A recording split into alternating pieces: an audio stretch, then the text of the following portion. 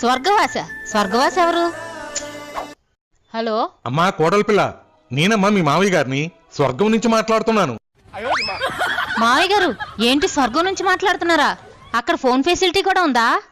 ఈ మధ్య జియోవాడు ఒక టవర్ వేశాడమ్మా. స్వర్గంలో అత్తయ్య గారిని కలిసారా మావయ్య గారు? అత్తకు మించిన అందగత్తెలు ఉన్నారమ్మా.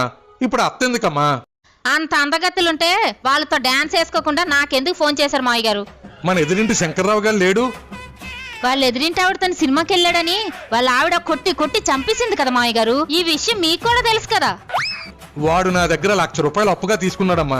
డబ్బులైతే ఇచ్చేసాలే, కానీ వాడు రాసిచ్చిన ప్రామిసరీ నోటు నేనివ్వడం మర్చిపోయాను. అది కావాలని ఇక్కడ నన్ను తినేస్తున్నాడమ్మా. అమ్మా పరుపు కింద ఉందేమో చూడమ్మా. ఉంది మావయ్య గారు. కొంపతీసి ఆ నోటు మీకు ఇవ్వడానికి నన్ను గాని మీ అబ్బాయిని గాని చచ్చిపోమంటారా ఏంటి?